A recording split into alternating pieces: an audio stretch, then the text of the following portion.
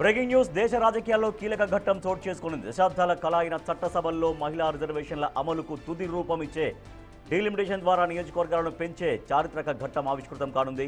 ఈ బిల్లులకు ఉభయ సభల ఆమోద ముద్ర వేసేందుకు ఇవాళ నుంచి 3 రోజుల పాటు పార్లమెంటు ప్రత్యేకంగా సమావేశం కానుంది. 2029 సార్వత్రిక ఎన్నికల నుంచి మహిళా రిజర్వేషన్లను అమల్లోకి తెచ్చేందుకు వీలుగా కేంద్రం తీసుకొస్తున్న బిల్లులను ఉదయం 11 గంటలకు లోక్సభలో ప్రవేశపెట్టనున్నారు.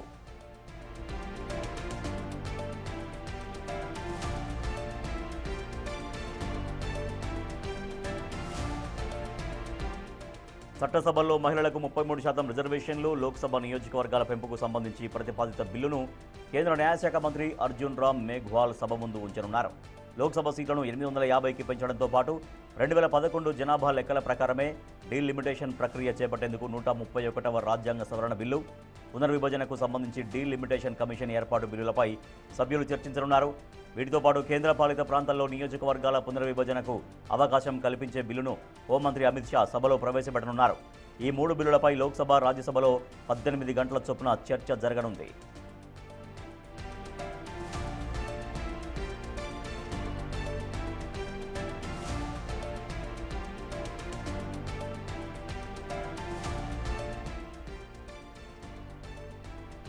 డీలిమిటేషన్ బిల్లు ఆమోదానికి రాజ్యాంగ సవరణ తప్పనిసరి. ఈ క్రమంలో సదరు బిల్లు సభ ఆమోదం పొందాలంటే 3/2 మెజారిటీ అవసరం.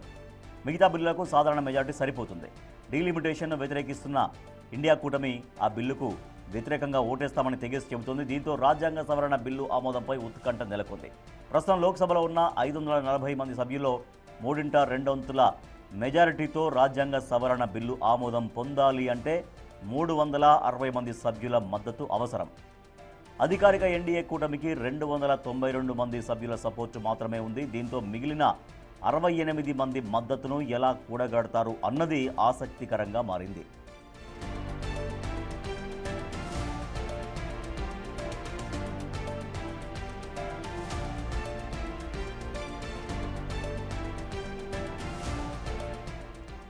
రాజ్యాంగ సవరణ బిల్లు ఆమోదం పొందాలంటే సభకు హాజరైన సభ్యుల్లో 3/2 మెజారిటీ ఉంటే సరిపోతుంది.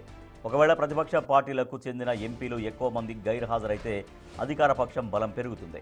రాజ్యాంగ సవరణ బిల్లు సులువుగా సభ ఆమోదం పొందుతుంది.